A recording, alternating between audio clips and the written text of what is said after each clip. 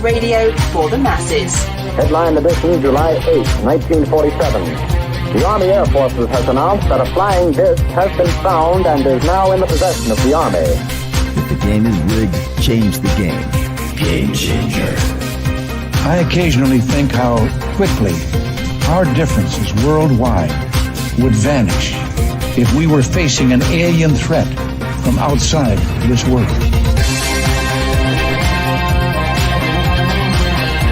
This is Fade to Black with your host, Jimmy Church, on the Game Changer Radio Network. All right, welcome, Fade to Black. I'm your host, Jimmy Church. Today is Wednesday, May 10th. Our guest tonight was Charles Ostman. Charles is having some difficulty with his system tonight, and I can see him here. We just didn't get him into the show before showtime tonight, and I'm gonna send a quick. I'm in the middle of sending an email. Let's see if you can't.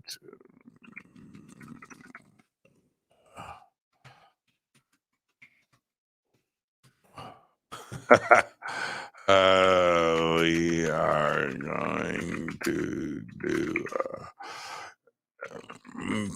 Want to.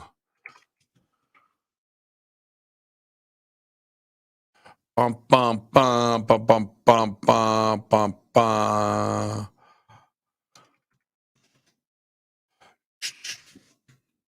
This is how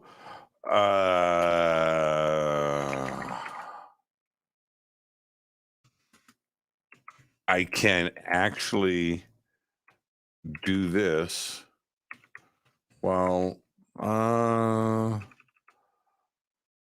while I do this and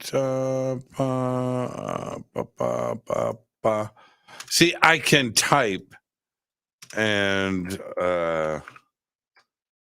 do a show at the same time. I'm pretty good. So if Charles doesn't make it in, I just send him an email, man. We'll do an AMA. We'll do an impromptu AMA tonight, which is what we're going to do because the show must go on. And we'll do that until Charles makes it in. If Charles doesn't make it in, we will reschedule and figure things out. You know, internet, I don't freak out anymore. I don't freak out. I used to freak out. I used to freak out. I used to go, no, not anymore. So there you go. Let's do an impromptu AMA, which is Ask Me Anything. But you want to do one about AI?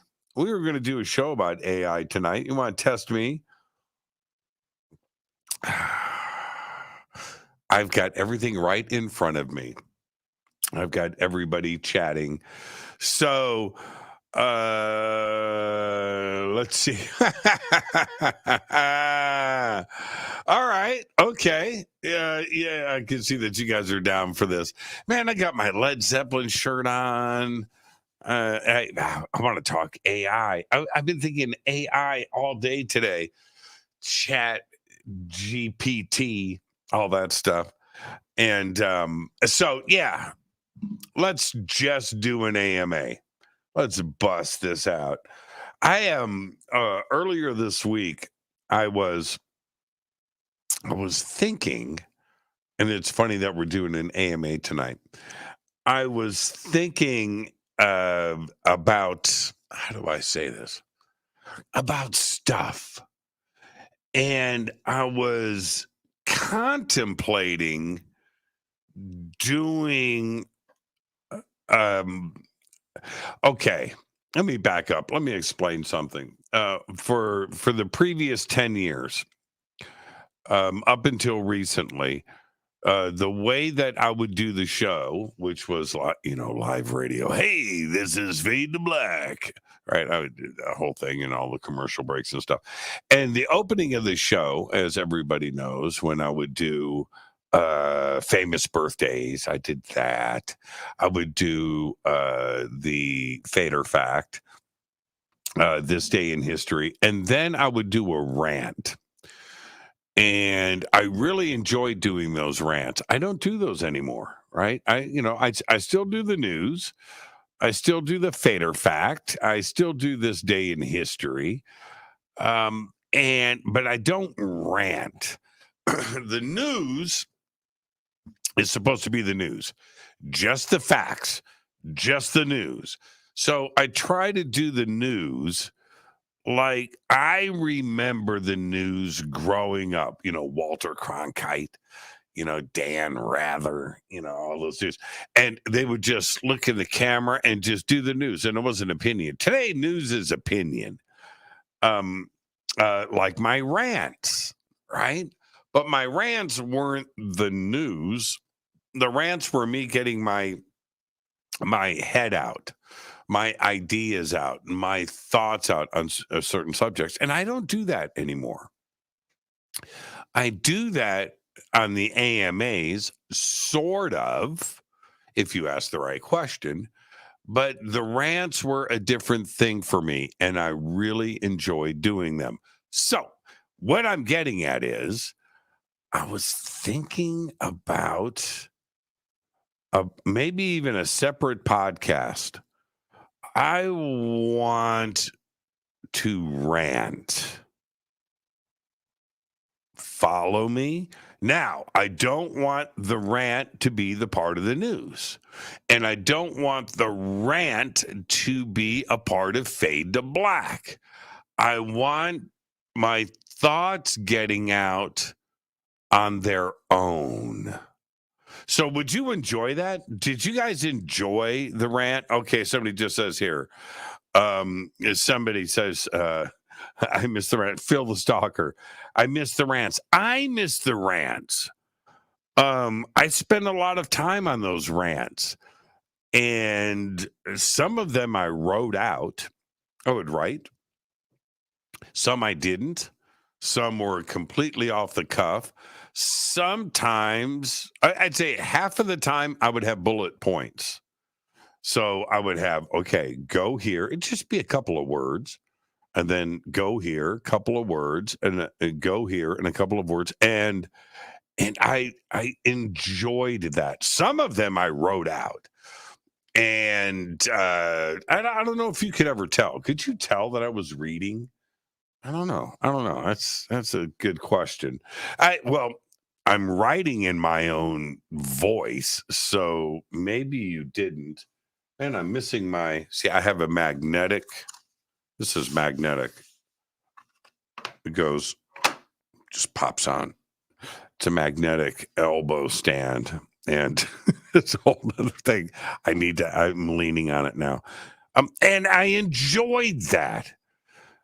And I miss it. And I did it, over 1,000 times. And I miss that part of what I used to do. So I'm thinking about doing it. And if you guys are down for it, ask Jimmy about Egypt and he will rant. I was just, that's from Mark. Mark, that's actually very funny. I was texting earlier today with Sarah Breskman Cosme. She's in Egypt. And she's tearing it up, man. She's getting ready to fly to Aswan and start the Nile cruise. Oh, it was so much fun. And she just went down in the Osiris chamber. Yeah, she just did that. And she's just having the time of her life. I miss Egypt so much. And she's over there having a good time. Yeah, I could rant about Egypt at any moment. So let me scroll back, and I can see here. Some of you are already doing things in all caps. Yeah, if you put it in all caps, I can get to it easier. Okay, so let's see here. I just saw some all caps questions. Okay, here we go. Super Crazy Music Geek says, do you think us humans would forget all of our differences if we were attacked by aliens? Yeah. Yeah. I absolutely think that. I know that would happen. But contact with aliens, too. I don't think we would necessarily have to be attacked. But yeah, if we were attacked by aliens, what choice do we have? We would be united on all fronts immediately. There would be no issues on this planet between us. No, it would erase immediately.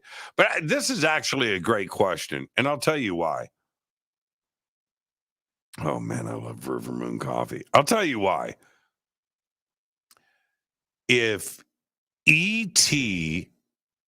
showed up, now we know E.T. shows up and is here right now. That's not my point. But if E.T. showed up and said, we are here, right? We are here. That would change everything. But there's a deeper existential, heavily philosophical take on this, which I'll mention. It's this.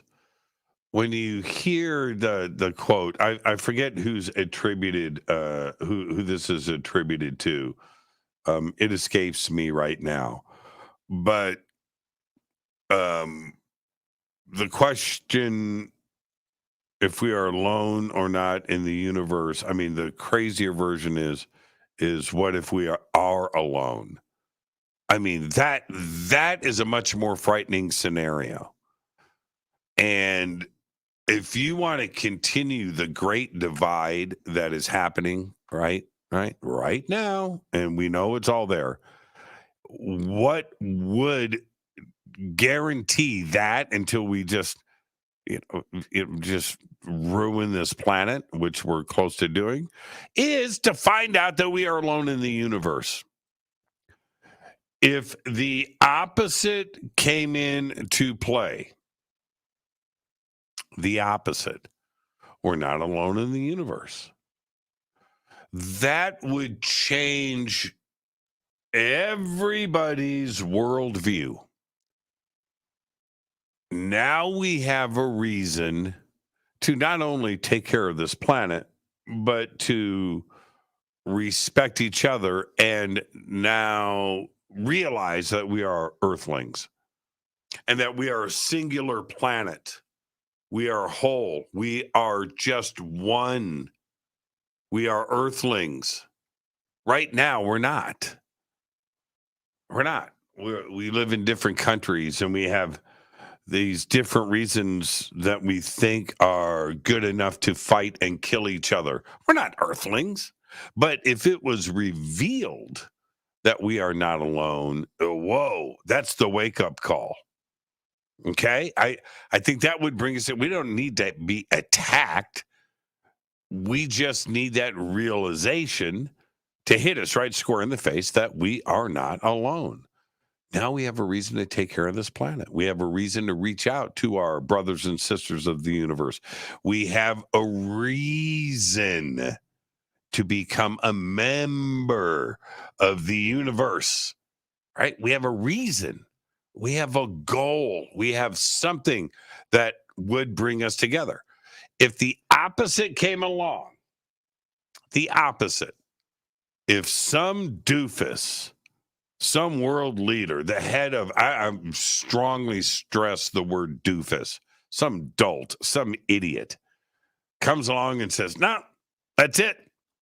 We're alone. There is no life anywhere. Then what's the reason to let's just party? I see Charles Ostman. I see him here. Okay, Charles, if you can hear me, move your camera down. We're going to do sound check right now. Move your camera. He can hear me. Okay, down a little more. I'm going to bring you in live. Okay, that's too much. Now I can only see the top of your head. Okay, so go the other direction. Go the other. Okay, Charles, I'm going to get you perfect before I bring you in. Now let's just center you. And now I know you can hear me. The question is, will everybody else be able to hear you? Are you ready to go? Just nod your head and I'll bring you in right now. I'll bring you in right now. You ready? Yeah, let's do it. Hey, let's do it. Charles Ostman, how are you, sir? I'm alive and well. It's all good. Okay, look down at the camera. Okay, I'm looking down. No, you're I'm looking really sorry about this. My desktop, which had all stuff set up, the microphone and the camera just wouldn't cooperate, even though I plugged them in. So this is on an emergency laptop instead. Okay. I really apologize for that. Yeah, that's okay. That's okay. We got here I am, this tech guy, and I can't even get my tech to work. See, Charles, and welcome to the program. I was doing an impromptu AMA, which I had sent you. But this is the funny thing. As I knew that we were having problems, I'm like, okay, I'm going to tell the audience that we're having tech problems with the tech guru. I know, that sounds ridiculous. I thought you were going to call on the phone. That's what usually when folks do. They call me on the phone. I didn't know we were going to do this. Sorry. Yeah, I did. Okay, well, we're here. Yeah, well, we're here. We're here. So before I get everything completely sideways, and we're doing a sound check now, but let me and we'll dial things in. I'm just glad that you're here. I am too. I just want everybody to know just a little bit of your background. You have been a senior fellow at the Institute for Global Futures, a consulting group providing strategic research services to private and government clientele. You're the co-founder of NanoSig, an organization. By the way, I got email from them today. An organization with primary charter of facilitating investment in nanotechnology. Chair of the NanoElectronics and Photonics Forum, and senior consultant with the Silicon Valley Nano Ventures. You have also, just for everybody to know, you worked at Lawrence Berkeley Laboratory and Los Alamos Laboratory. And tonight we are going to be discussing, of course, artificial intelligence. And so I got all of that out of the way. You ready to go? Let's fire it up. Okay. Okay, I'm so sorry. One thing I should mention in the bio, I don't know, one thing I did do, which is probably relevant for tonight's discussion, is I was a senior fellow at the Institute for Global Futures, or IGF as it's called.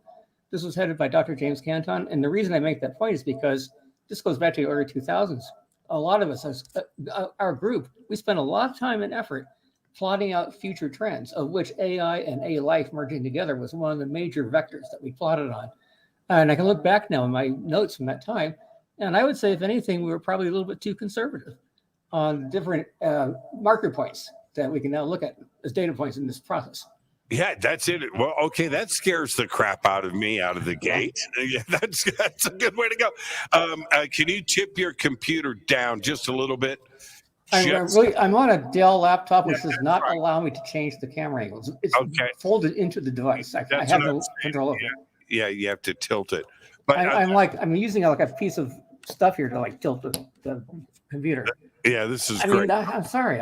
Okay, no, you're great. You're great. You're great. I wish I looked as good as you. Okay, so let's actually start here.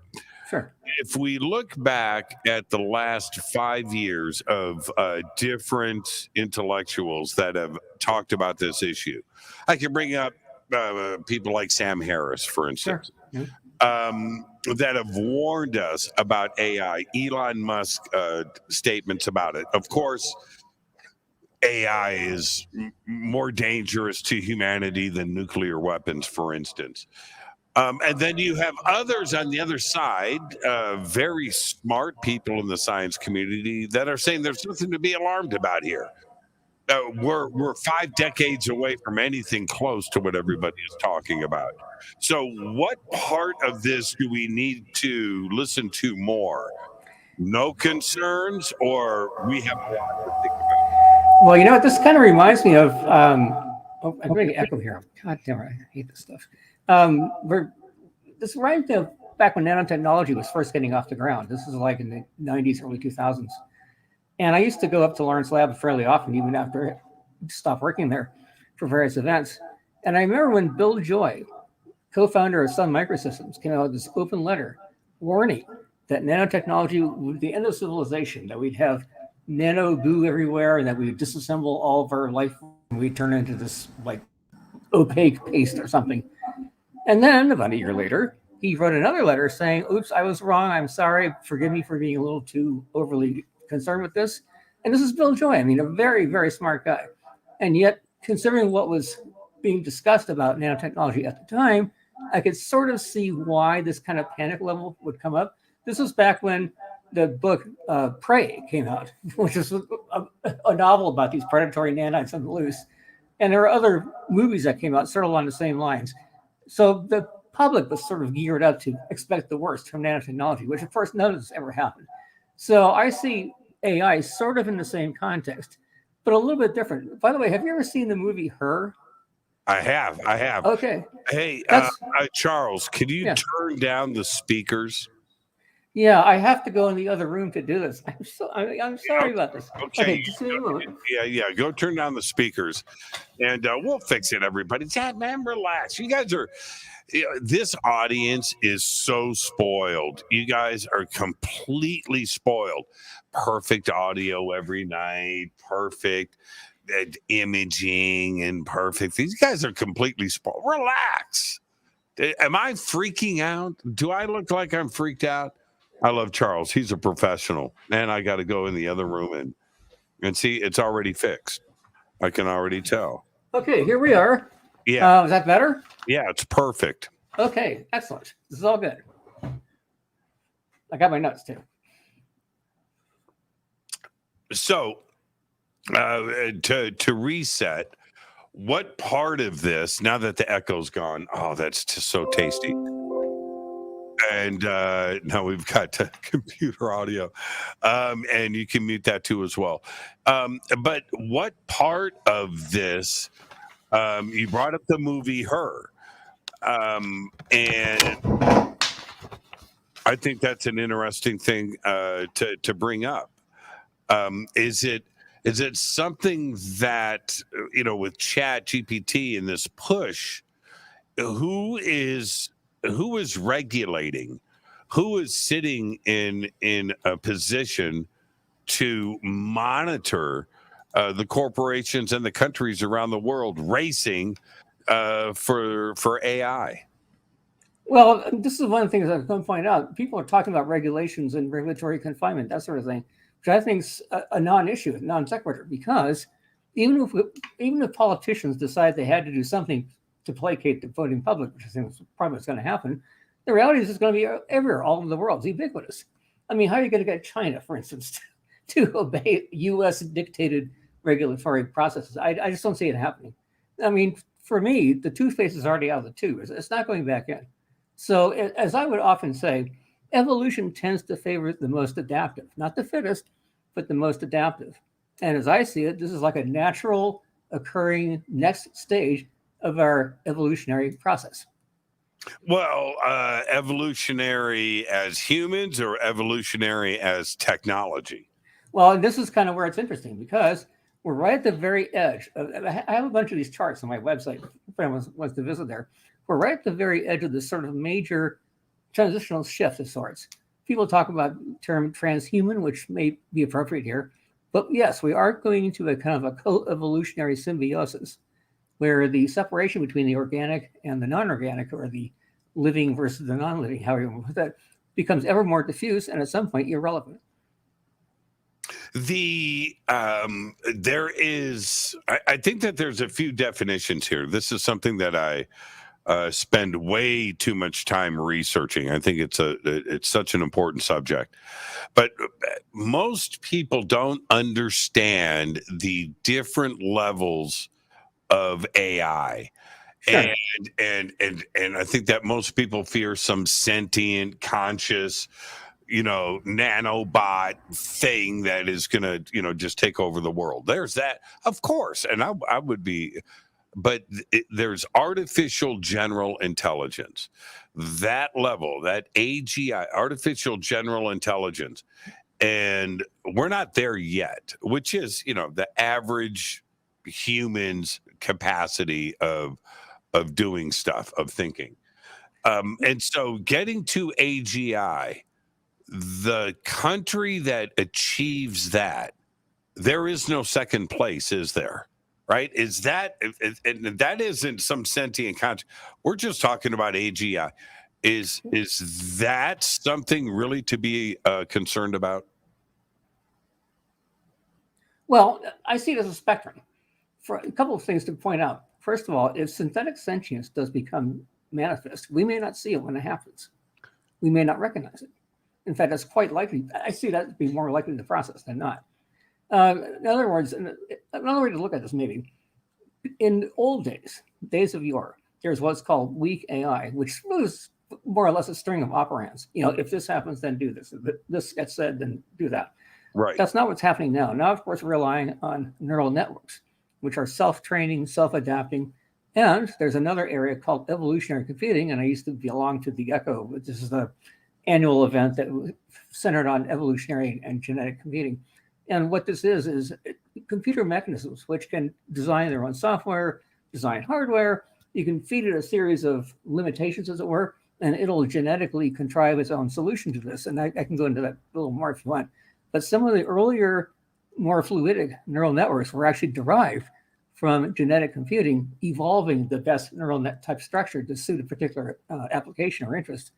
Now, of course, this has gone far beyond that. I would tend to look at AI more like artificial life, actually.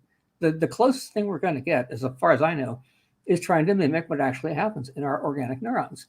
And just like in a human brain, there's different sections which are specialized for different purposes. You have the same thing going on with different types of AI. And in other words, people think of AI, they think of like Siri or, I don't know, some other talking bot on their system or their phone. That's kind of like a low-level front end interface, if you will, to what could be a much larger resource on the cloud. And in fact, I'm sure this is what's going to happen. We see AI everywhere now, but most people don't see it per se because it's sort of hidden in the background.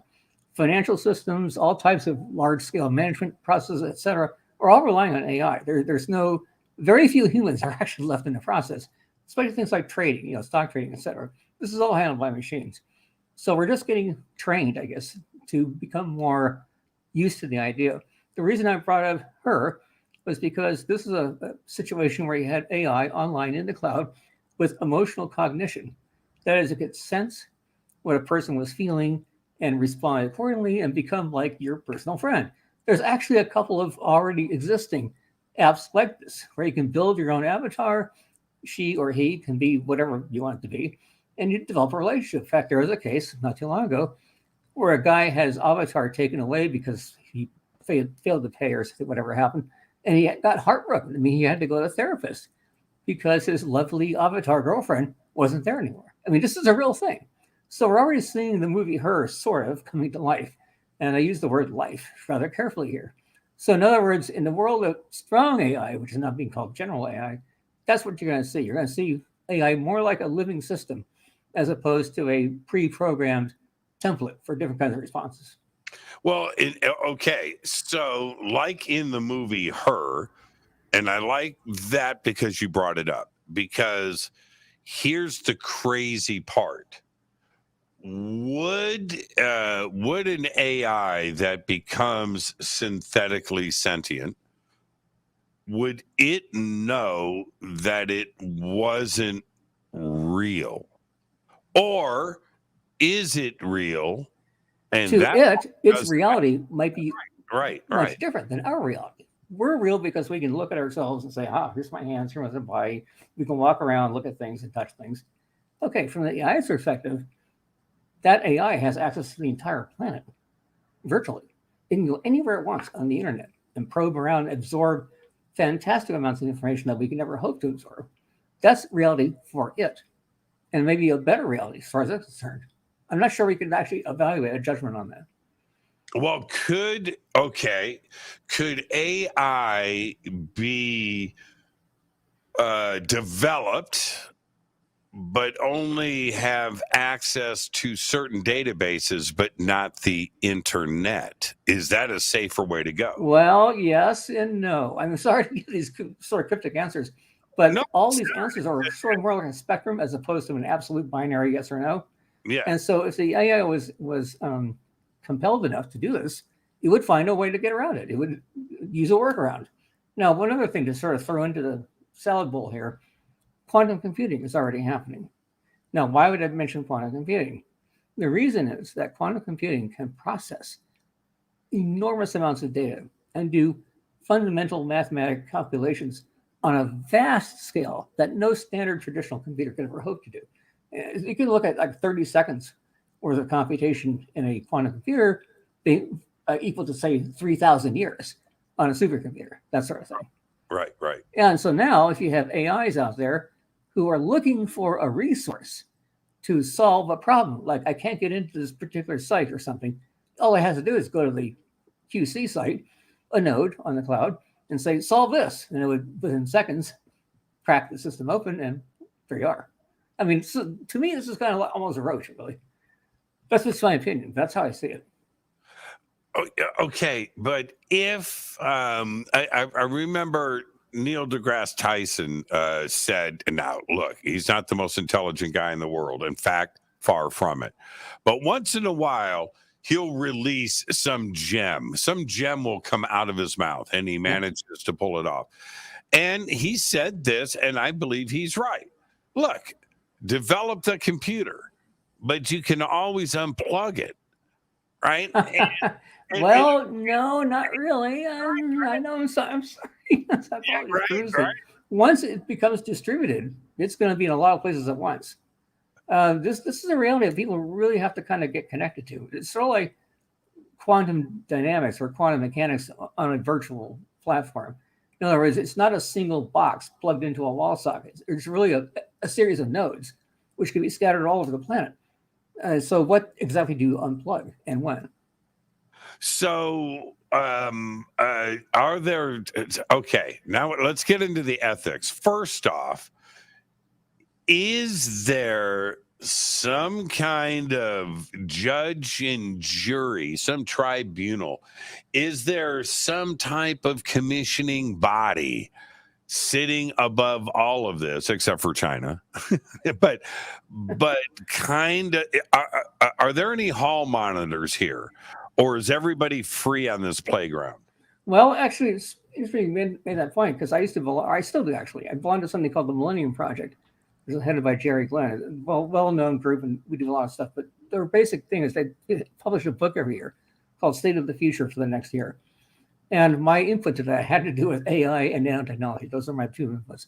And the point I was hoping to make, and will continue to make, is that part of our mission was to create what you're talking about, a kind of a science advisory board that will look at the potential ethical boundaries, if you will, of things that are applied into what context. Sadly, as I wrote up in my own report on this, and other people tend to agree, I don't see any plausible way to actually enforce that kind of a policy. In other words, you could try. I mean, would politicians here, would Congress or somebody determine that, okay, this group over here, Millennium Project or whoever, they're now going to be the advisors to dictate what kind of protocols we should establish? Would that actually work? No, not really. Because as I see it, AI is a competitive edge. Whoever is out there trying to compete in the business world to have a better access to whatever computational resource is going to suit their interests, of course they're going to go for AI. And if it's not available, let's find it online coming from somewhere else. I mean, this is a hard thing for people to grasp. It's not like a box that's sitting on your desk. Mm-hmm. It's a virtual cloud. It's everywhere.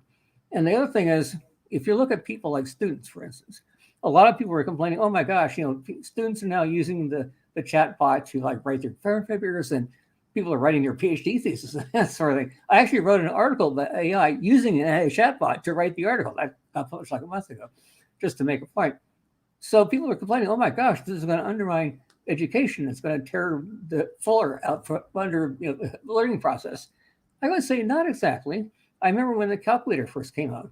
I'm old enough to have remembered using a slide rule. So that's how far back I go. And people were panicking. Oh my gosh, we have these fancy new calculators. Kids are going to lose how to do this kind of math by hand. They're going to lose track of what the math actually is doing. Quite the opposite. The calculators actually enhanced the process and allowed for more elaborate types of mathematical processes to be done without having to get bogged down with the sort of medial kinds of tasks that handwritten math usually gets into. So now we're looking into this arena of AI taking over writing papers or producing content, even producing art for that matter.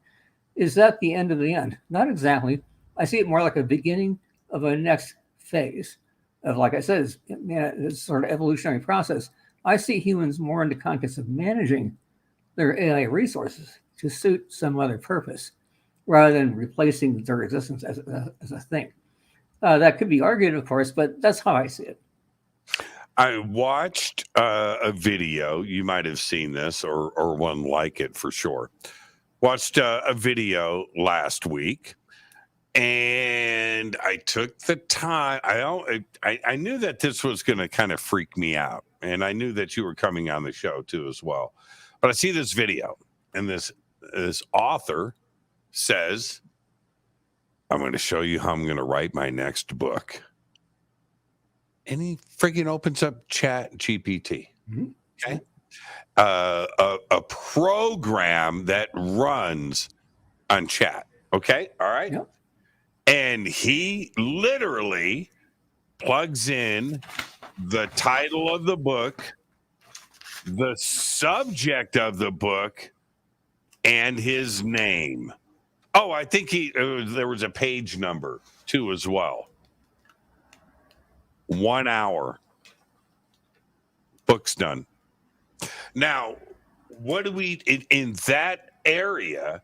That wasn't written by that author, and but the book could be presented to Amazon and sold on Amazon with that author's name on it, and technically that could be done all the time by everybody. And I don't know if that's evolutionary.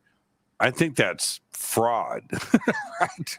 Well, I see where you're going with this. So a little bit of our background. In 1996, I was one of the participants of what was called the Virtual Humans Conference. This was sort of a mixture between AI and virtual reality. And at the time, the legal questions I was asking, and other folks are sort of chiming in the same way, what's the legal definition of who owns the whatever it is? Is it the owner of the computer? Is it the person who created the software? Is it a consortium of people that represent the best interest of the AI, whatever it's doing? This is totally unexplored territory. And then a few years later, I was part of what's called the NIVIC, and now it's NIVIQ. That's the Nano Info Bio Cognitech conference. It's an annual event. And here you have some of the leading people on the planet all sort of getting together to determine what policy should be in the near future. And at the time, my input to this, of course, was nanotechnology, but I also had a bit of A-Life and AI in there. And I raised the same questions again. I said, what's the chain of command? What's the ownership mechanisms for this?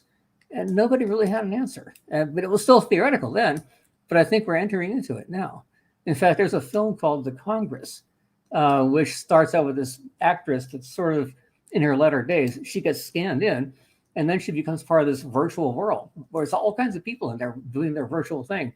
It turns out at the end of the movie, a little bit of giveaway here, it's all real people, but they have on these headsets, and they're completely immersed in this. They're like zombies almost, and they're immersed in this virtual world where they could be somebody else other than who they really are. And this was kind of a glimpse of yet another aspect of this idea. And again, the question comes up, where is sovereignty in this? Is it the person that is projecting their virtual self in this realm, or is it belong to somebody else or some combination? If you produce a film, let's say, and it has virtual actors and actresses, which is very much coming up, who owns that? Is it the studio? Is it the maker of the software? I'm sure there's going to be legal arguments about this sort of thing, but we're definitely stepping into a different kind of territory where ownership and chains of command and sovereignty are going to have very different meanings than what they do now. Yeah, okay. That was great, except you didn't answer the question. Oh, okay. Sorry. Okay. No, I agree with all. Well, I'll answer the movie question. If a movie studio produces a movie with AI actors and actresses, the movie studio owns it. That's it. Are you clicking a pen? What is that? Okay. All right. Maybe you are. Maybe that was weird. I'm getting something in my headphones. Okay. But, the movie studio, if they create it, they produce it, and it's out there, and it's all AI generated stuff. That's a movie studio product. What I am saying, and we would know as viewers, no matter how excellent it is, we would know what we're watching. But in the case of Chat GPT writing a book for you in 60 minutes and your name is on it as the author, Right. now we are in a foggy area in that Yes. I didn't write the book. That happens all the time. Look, in today's world, you have ghostwriters. There are zillions of them. When I was at UC Berkeley, this goes back years ago, there were postdocs who would make their living by writing theses for paying students. I mean, this is how a lot of people actually paid their rent and sort of got by. If they couldn't get a job in their particular field of interest, this is what they did. So this is just another extension of that concept. In other words, there was a time where it was called like cat and mouse, where the professors would have to sort of sift through the papers that are being turned in to see if they're plagiarized or written by somebody else. So the people who were writing the papers became ever more clever at sort of diffusing their material just enough so it wouldn't be seen as plagiarism. You'll see the same thing with AI, exactly the same thing. But I don't know. The machine as opposed to a person doing the work for them. Right. And I don't think that's, I don't think if Chat GPT is writing the book for you, I don't think that's plagiarism, but it's certainly doing the labor. So should the book title, should there be a disclaimer on the book that this was written by Chat GPT, not the author?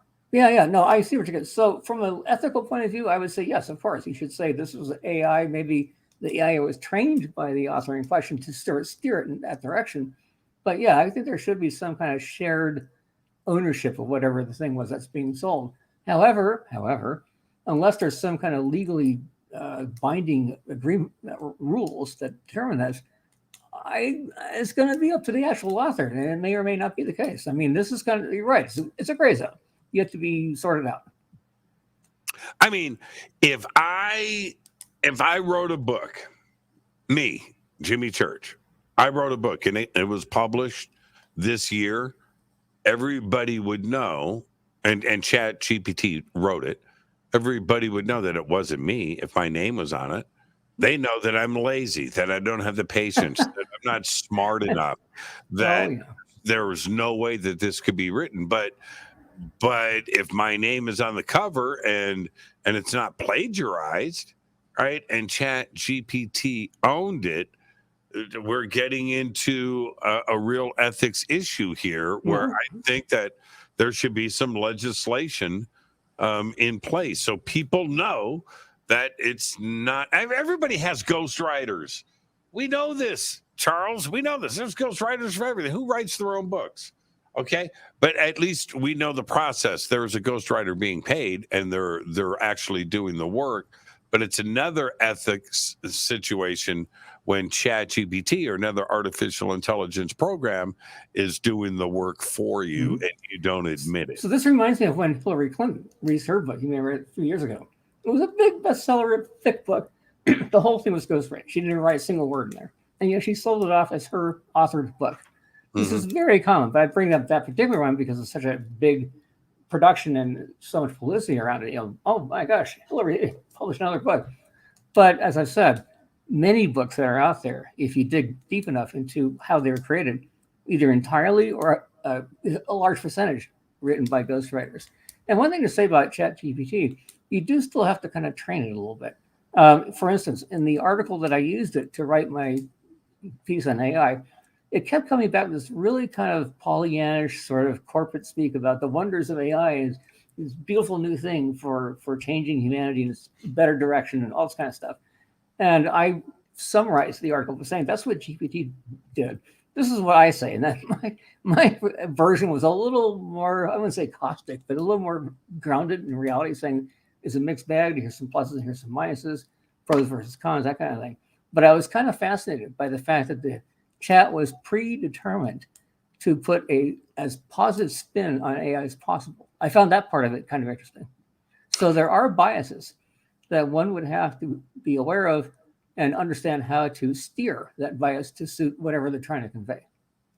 There's a concept here that I think most need to understand when it comes to the reason why the race to artificial general intelligence is so important, and how it could actually benefit humanity. And it's this: if you're a pharmaceutical company, a medical company, and you're trying to cure a disease, or you're trying to come up with a medication that is very complex, and what you have to, and the reason why it takes so long to do is because you have a team of doctors that have to read, write, and research constantly. And that takes time. You still have to put eyeballs on stuff. You still have to calculate. You still have to think. You still have to test. You still have to go into the lab.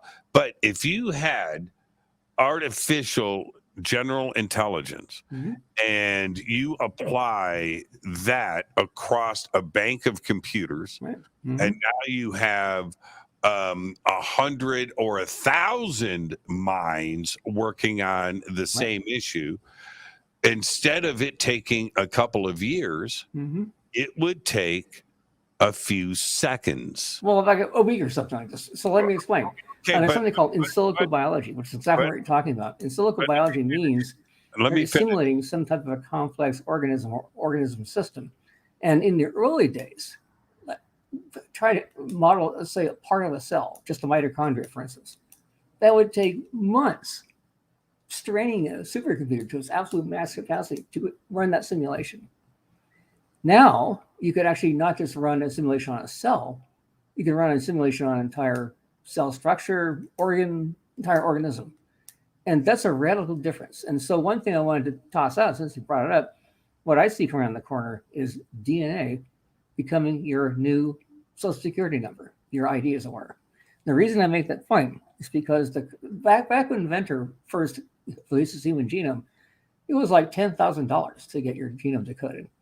Then it dropped to like $1,000. Then it dropped to like $100. Nowadays, it's around the $10 mark to get your DNA decoded. It's going to become even less so. That means that the cost of issuing your new ID based on DNA is going to become a de facto requirement at some point. Now, why do I make this point? Because at the same time, if you have quantum computing being able to recognize astonishingly large amounts of data at the same time, specifically to look for patterns, and that's exactly what genetic engineering is all about, looking for patterns, looking for genetic markers, that kind of thing, then yes, you could actually have a scenario where at birth, the system already kind of knows all of your genetic traits, where you might have particular diseases or shortcomings, as it were, that could be treated or cured in some way. I think this is absolutely what's coming around the corner. And it's because of the cost of healthcare.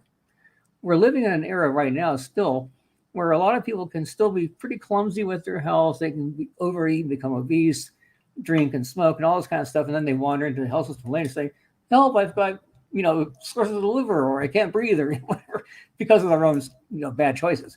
I think that's going to start fading away as the cost of healthcare becomes ever more burdensome and more people begin to realize, wait a minute, where does people take responsibility for their own actions, who they are as a person? So how would this be introduced? Well, here's one way. As a cost-saving measure, let's say you're a mother about to give birth. You go into the hospital and they offer you, hey, look, we can give you a great discount, tax breaks, all that kind of stuff, if you agree to have your DNA become part of the new database, as it were, and your baby's DNA. I think a lot of people would voluntarily kind of go for this, especially as things become ever more economically difficult. This would be the gateway that would eventually expand to the point where it could become the new ID system. And at the same time, preemptively recognize different types of health traits as they occur. However, this is where it gets kind of scary, if you will. There's a lot of genetic markers that can now be correlated with behavior, with psychology. In fact, there's a journal that I subscribe to called the Journal of Molecular Psychology.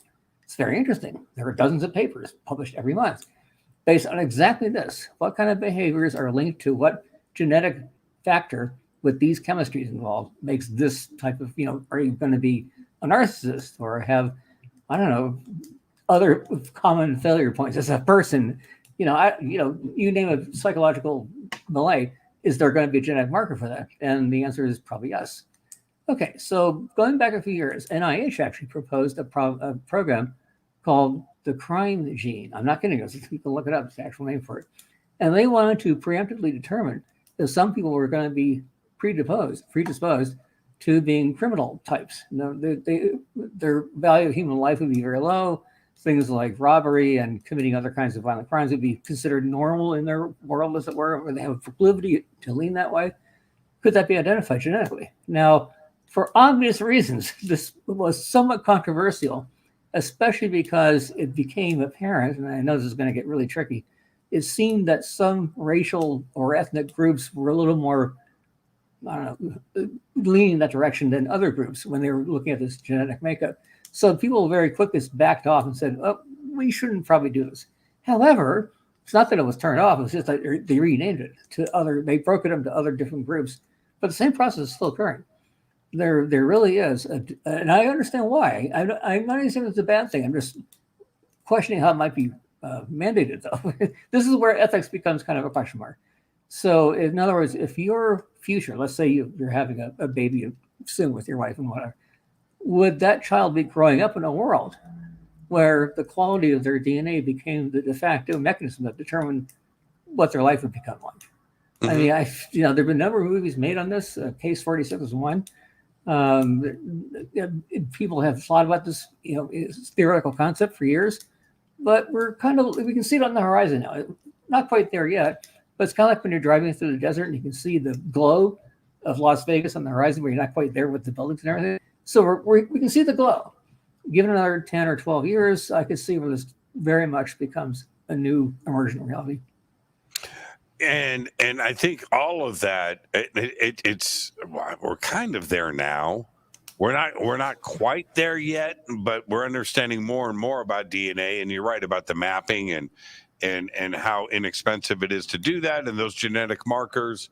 But probably in 10 or 15 years would determine your credit rating. But what is scarier than that? I pointed out the pharmaceutical industry. But AGI, a team of AGI, another reason why every country would love to be we need a new tank. We need a better nuclear bomb. We need a new ship design. Yeah, of course, obviously. Yeah, and instead of Lockheed Martin spending the next 2 years with 1,000 designers, you have it before you wake up in the morning, and you are able to then assign that to a factory and go in production by the next afternoon. That's the advantage that everybody wants, where you're doing 5,000 years of work in 5,000 seconds. And so I have an example for you. This goes back a number of years. This is like early 2000s, almost 2 decades ago, about 15 years ago, actually. I was at JPL. A friend of mine was doing a presentation there, and I was invited in to talk about nanotechnology and that kind of thing. However, this was at the Evolvable Hardware Conference. That was the actual name of it. So when I went there, they showed me all kinds of different things they were working on, one of which was an antenna they were designing for a very specialized kind of deep space probe type device. The humans sat down, spent a month designing. Antenna design, by the way, is a very tricky art form. It's a mixture of physics and a lot of math and a bit of magic, maybe, but it's a very difficult, challenging sort of field to endeavor in. But the humans, after about a month or so, they designed this beautiful little Christmas tree orthogonal type of antenna. Said, okay, this works pretty well. The evolutionary computing platform designed something in a few hours. It looked like a bird nest. But guess what? The bird nest worked better than the orthogonal Christmas tree the humans made. That was quite a few years ago. Go fast forward, there have been people using evolvable systems to evolve all kinds of stuff, including better smart bombs, better buildings, better missiles, you name it. This is not going away. This is just how it's going to be. And we're sort of seeing this somewhat in Ukraine, in a sense that we're watching drones become the new battlefront entity that sort of inflicts damage upon the enemies that were. That's just a very brief step away from AI controlling drones and drone-like things, automated machinery. And the next step, of course, is for the AI to actually design and engineer a better version of the machinery in question because it can study the results of what happened with the previous version, that kind of thing. So yes, that's very much on the event stream of the future. I'm saying it's good or look, I'm not saying this is good or bad. I'm just saying in a practical, real world sense, yeah, this is probably what's going to happen. And that's why I keep making this statement about evolution being the adaptive are the most likely to succeed. Evolution is tends to favor the most adaptive as opposed to the most fittest, because the term of fitness changes rather radically over time. It's the constant adaptation to a new type of environment that really makes a difference. And if we're heading towards an environment where the machines in question sort of do this stuff for us, including weaponry and fighting battles and so on, we're going to have to adapt to it because it's inevitable. It's what's coming around the corner, even if you don't like it. And I don't like it either. I'm not saying this is a wonderful plan. I'm just saying you have to be realistic and anticipating what's coming around.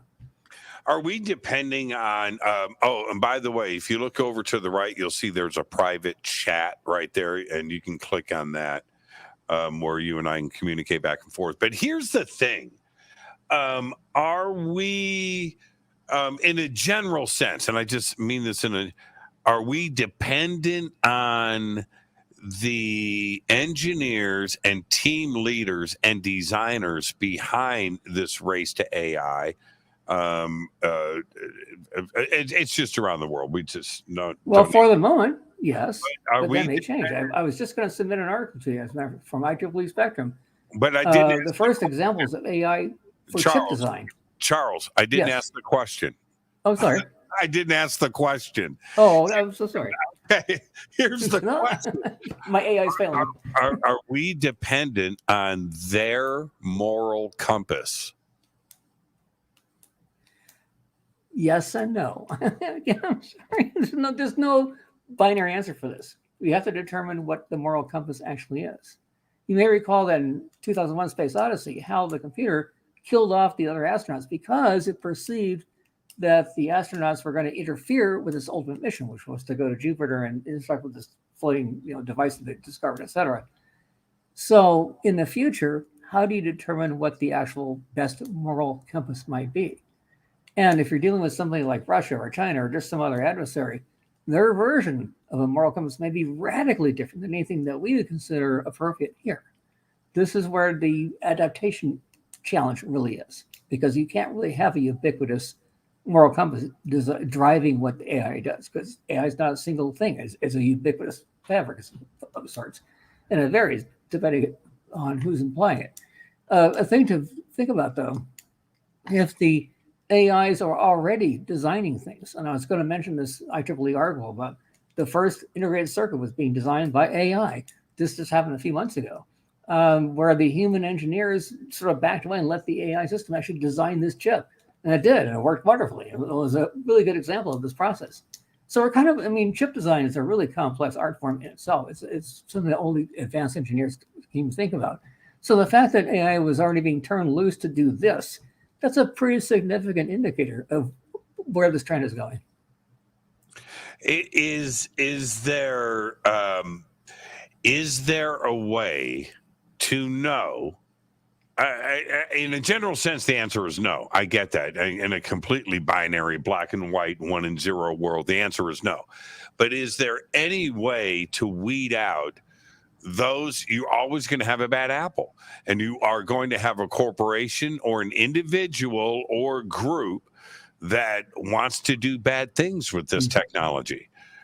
Is there any way to control that? The only thing I can think of that sounds reasonable at this moment in time is the potential for litigation. In other words, if you can prove that a company took its version of AI and used it specifically for committing criminal acts or causing bad things to happen to some competitor, whatever it might be, you could show a chain of liability based on their usage of that AI. I think that's the most likely version of this. Now, will it ever be interpreted into actual laws being passed? I don't know. But the fact of a legal precedent being set in court, I think that's the most likely outcome.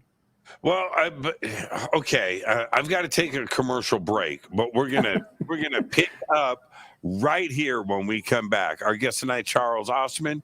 We are talking about the evolution of AI and where we are today, the ethics of AI, and where is all of this leading us right now.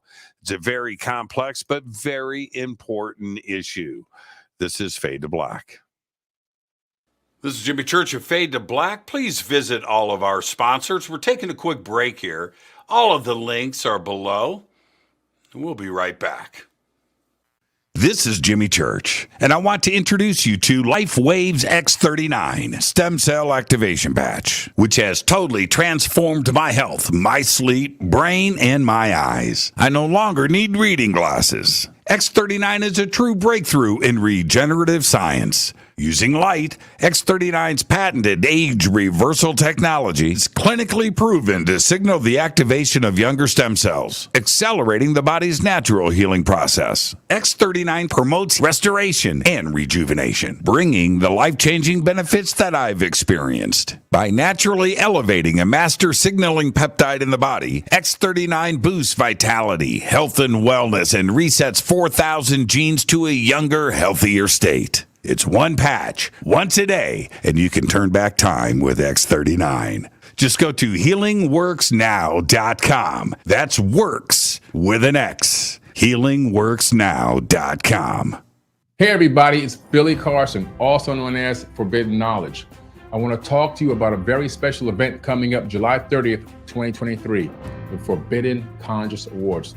We're going to honor people who have been contributing to the conscious community for decades. People that you know and love that have helped you get to higher levels of thought and consciousness and awareness. It's going to be a live in-person event, but seats are going to sell out very fast. You want to make sure you're there in person, and guess what? You can help vote for the winners. Voting is available on forbiddenknowledge.com, and the categories are going to be social media influencer, podcast/radio host, TV host, actor, director, producer, entrepreneurs, health and wellness, philanthropists, authors, field researchers, archaeologists, space anomaly hunters, and of course, a Lifetime Achievement Award. I'll be your keynote speaker that night at the Forbidden Conscious Awards. We have celebrity guests performing. We'll have a halftime show where we're actually going to perform music for you. And don't forget about the pre-event mixer, where if you buy a box seat, you'll be in the VIP section, and you also have private access to a VIP mixer with celebrity guests, shake hands, break bread, network, and then walk the red carpet with us and take amazing photos. It's going to be a night to remember. You don't want to forget this. Make sure you hurry up and get your tickets because they're selling out very fast. I want to see you there. Forbidden Conscious Awards 2023. River Moon Coffee, makers of the Fade to Black blend. Truly the best coffee on planet Earth. Just visit rivermoonwellness.com or their Amazon store. It's all simple to do. You can check out the Fade to Black blend, the Game Changer blend, or any of their Black Moon wellness products. It's the only coffee I drink. It is the best, and it's Doc. Again, rivermoonwellness.com. All right. Welcome back, Fade to Black. I am your host, Jimmy Church, and tonight our guest is Charles Ostman, and we are discussing tonight, amongst other things, but the evolution of AI. And this portion of the show is brought to you by the new film. It's a documentary. It is called Accidental Truth. Accidental Truth, directed by Ron James, and it's streaming on all platforms. It is #1 right now on all platforms, and it is required viewing from everyone in our community. Check out Accidental Truth today. All right, our guest tonight is Charles Ostman, and we have a lot of issues that I want to get into really quick. Oh, we've got the echo back. Oh no, I hear it. It's slight though. Maybe we can survive with it. Charles, it is this. If I uploaded my consciousness into a chipset and it is inside of an Android robot, but it's me. Yeah. And my soul is there. Well, sort of. And it's the thinking version of me. Ethically and morally, is there anything wrong with that? I can't really say if it's right or wrong. I can just say it is, because I think that's inevitable at some point. Now, we're nowhere close to that now. We're I would say that's decades off. That would be quite a challenge. But the fact that it can even be considered, I think, is certainly within range of being looked at more carefully. But at some point, well, we have our clones representing us in multiple ways. I think for the few that want to do this because it's a competitive edge or for whatever reason, recreation or something, in other words, I don't see this being evenly distributed. I mean, that's a different way of looking at it. Gibson, of course, made the famous quote about the future is already here. It's just not distributed evenly. So we're kind of there at that point where I see this is for the upper class, the landed gentry of the future. It won't be so much how much stuff do they own, but rather how much access do they have. And that might equate into things like having a clonable, whatever it is, having superior DNA and just all the other things that maybe this kind of resource begins to become available. It won't be for everyone, and I certainly understand that. But it would also suggest immortality, and no disease, no sleep, no food, no nothing. You are good to go forever, technically, until the electricity runs out and your battery drains. Well, a way of looking at it, for instance, not to differ too far from the topic, but if one wants to take a look at UFOs and ET being here, etc., one speculation could be that it's not really the real ETs themselves; it's their clones that are being sent here as like probes, like biobots, to kind of interact and see what's going on and send back data, that kind of thing. I think there is a potential evolutionary event stream, not the only one, but one potential one, where at some point the organic root organisms become ever less relevant and their cloned sort of replicas become the new thing that represents their existence on the home world or wherever they happen to be. Well, if you and I, Charles, decide to fly to Proxima Centauri, it's 4.5 light years away, and you decide. Now, if we go by conventional means, it's going to take us 70,000 years. Yeah. Okay, and it's the closest star to us. Well, you and I don't live for 70,000 years, but we would if we were on a chipset. And so that's how we would explore the stars. And so potentially, when ET meets us, they're just going to meet, an AI, an uploaded version of us. They're not going to meet our physical meat bodies. Well, if I were to take a different tack on this, I mean, your reasoning is not bad, but I would say a more likely scenario is that we simply develop, or whoever develops, a type of warp drive or some kind of wormhole transition process. I think that's where things are going to be happening next. The idea that space-time is a frozen medium of which there's only one method of access or travel through, I think that's being shown to be ever less true. And quantum dynamics in the cosmos is becoming ever more measurable, or at least there's evidence of it. So, time and space are liquid mediums, really. They compress, they stretch and coagulate around different disturbances. The idea of space travel itself is more looking like pitching gravity wells, and you sort of fall towards the gravity well as opposed to like a rocket or something propelling it through space-time. Yeah, and we've now been able to replicate or simulate, I should say, wormholes here on Earth. I mean, very tiny and just very experimental, but at least we can show they exist to a certain extent. So can that be scaled up to a much larger sort of cosmic scale? Nobody's doing this now, but there at least is the mathematical and sort of philosophical, if you will, models of how this could become possible. And I think given a few decades, we might actually get there. And if I had to place a bet, I'll bet you a Bitcoin or something, that the ETs are probably using something like this rather than having to embed themselves in some kind of immortal chip device. I mean, even though it's a reasonable suggestion, I just think a closer suggestion would be utilizing some type of wormhole travel. So I like the way you think, and I like where this direction. I like the turn that we just took. We're going to get back to AI in a second. Do you think that we're being visited by ET right now with the Department of Defense and the United States Navy and the Senate and hearings in Congress and Senate, and Gillibrand just had another one, and we've got these new committees and things. And UFOs have never been discussed like this before in Washington, D.C., or on mass media and CNN and Fox and everything. What the heck is going on? Is ET here? Well, I think they're trying to placate the masses. Let's go backwards to, like, say, Roswell, or even before Roswell. The first real UFO sighting in the modern era was in Washington State.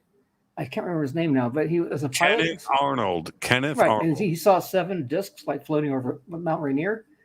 And that kind of opened the door. It's like, because during World War II, there were things called Foo Fighters, which actually were discs, sort of like flying around. People thought it was like Nazi Germany or something. I don't think it was that at all.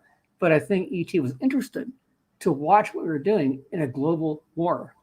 And since that global war ended with the release of nuclear weapons, that definitely got their interest. They think, look, we've been watching these humanoids for a long time. We kind of track along how they're doing from moment to moment. But now they crossed the line of using nuclear weapons. Better have a second and third look at this. This is getting a little more scary. In other words, they don't want to see their neighborhood polluted by beings which are still kind of spiritually primitive, but have dangerous toys to play with. Right. So, of course, they're going to send something down here to have a look and perhaps interact. Now, was Roswell an actual real thing? I think there's a high probability it was, because there have been lots of other sightings and events, including actual beings and so on, that have been chronicled very detailed. Memersham Forest in England was a good example. This was like mid-80s.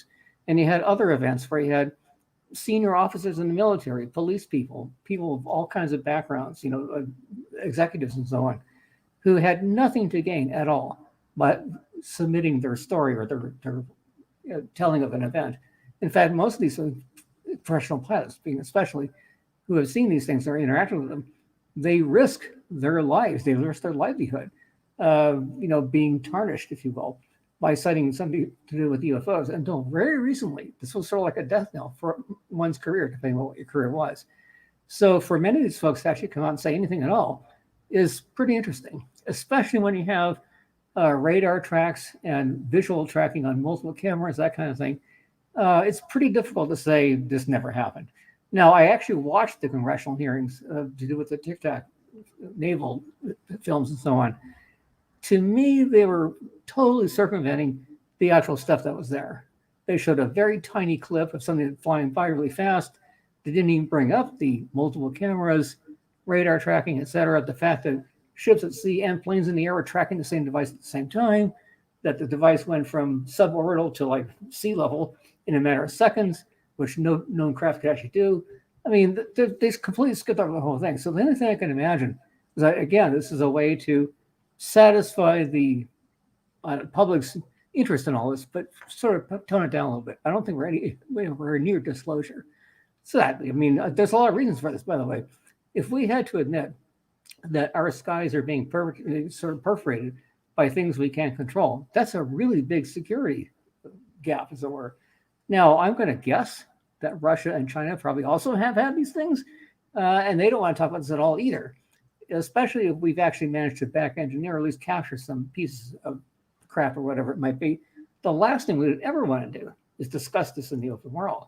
That would be the ultimate sort of ace up the sleeve, as it were. And also, of course, you have to consider that when the Brookings Report came out in 1960, the Brookings Institute, they posted a report that said it would be the end of civilization. There'd be chaos.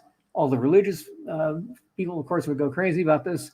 We can't admit that there's ET anywhere because that would just cause this huge sort of irreversible chaos to society. Now, of course, that was in 1960.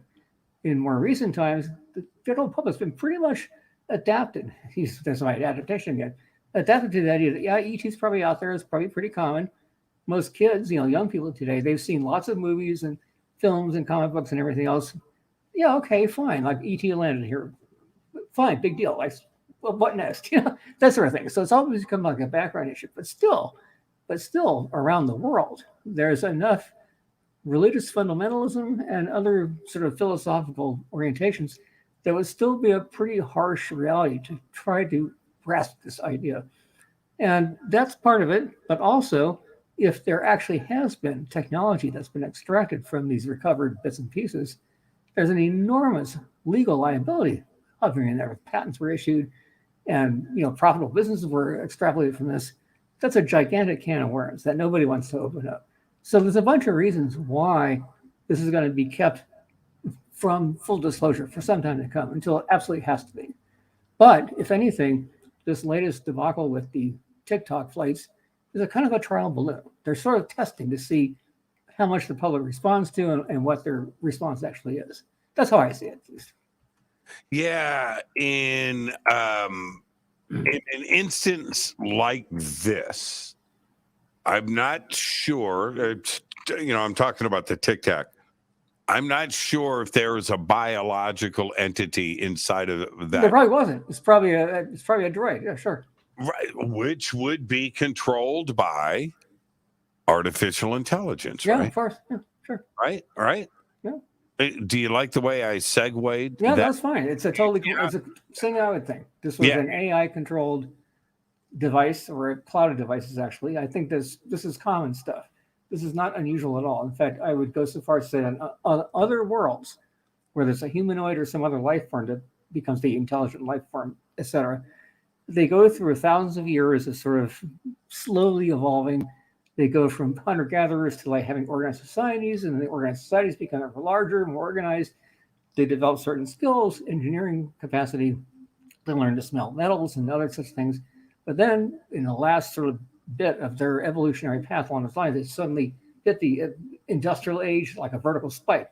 They start developing new technologies. Their access to science is much greater, and it all sort of symbiotic multiplies itself to a much faster, accelerated rate of progress, to the point where they begin to develop things like nuclear weapons, or genetic engineering, or applied nanotechnology, or any of the other crucial marker points, evolutionary sort of event stream, to the point where they either perforate the next boundary point and successfully navigate their way through this evolutionary series of challenges to become a more spiritually aware, mature, balanced way of managing their own planet, or they succumb to their own shortcomings and the planet sort of kills them off, and that's the end of that. We're sort of at that point now. So for those ETs that have actually successfully evolved past that threshold, yes, of course they would be using the very same stuff that we're sort of looking at now as our potential outcome of this. And it makes all the sense in the world that they'd be using some kind of AI determined mechanisms to explore our world or anywhere else they're going. Is there a difference? I mean, certainly probably not a whole lot with AI, but if it gets to the level of, not only passing the Turing test, but the level of, I'm going to use a bad word here, if it passes the level of we don't give a shit because we can't tell, right? If it gets to that level, then what's the difference between something that's biological or synthetic? They're the same thing at that point, aren't they? Well, as I just said at the beginning of the show, after my debacle with the computers and all that, one of the very first things I pointed out was the separation between organic and non-organic, synthetic and or biological, et cetera, becomes ever more diffuse and at some point irrelevant.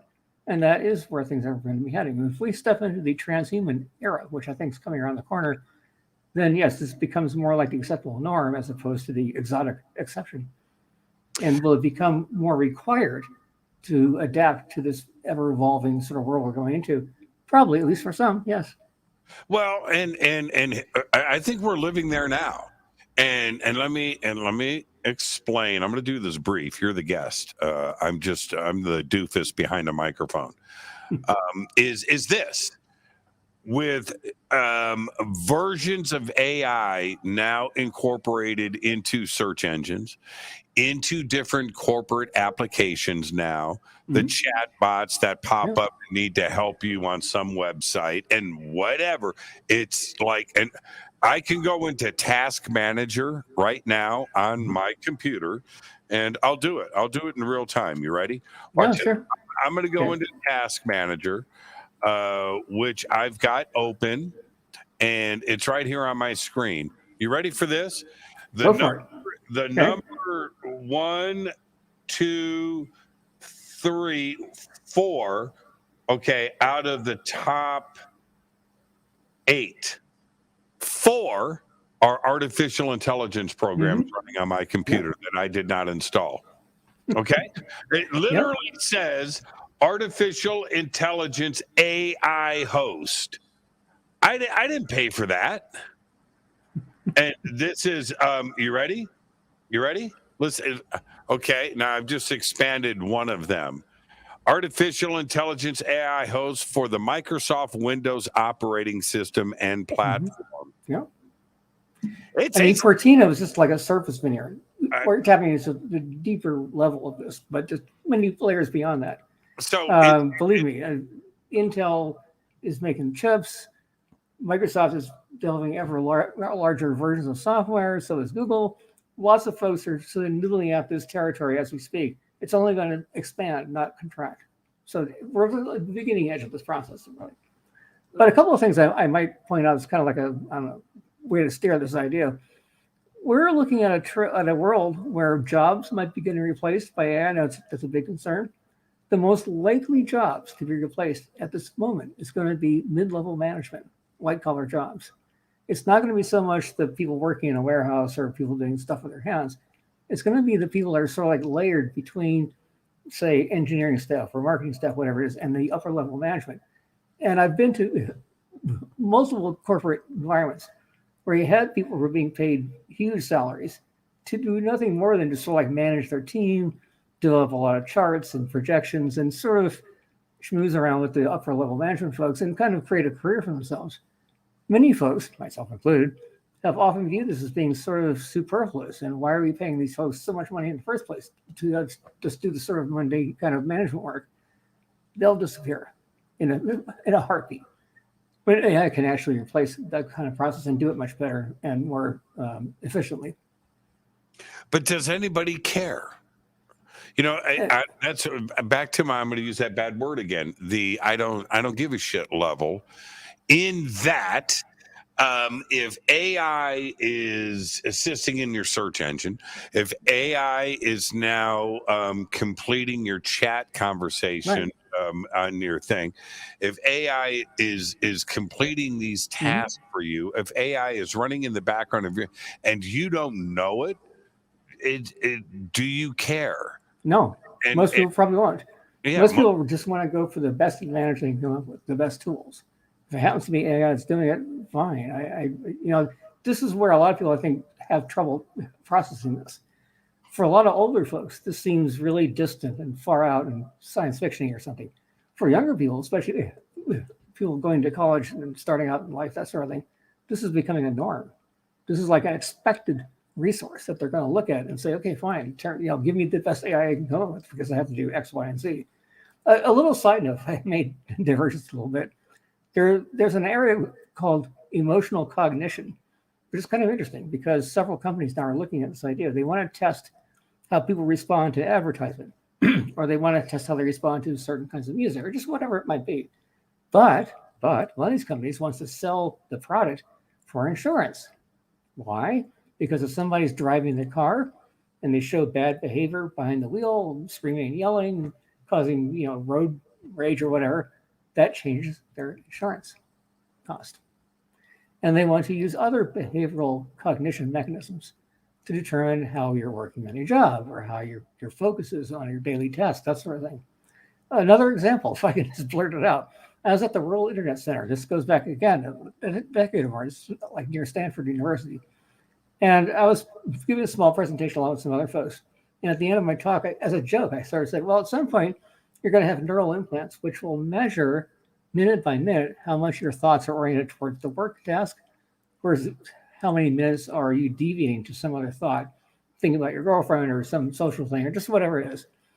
And then you get paid on a minute by minute basis, determined specifically by how the implant registers your thought process.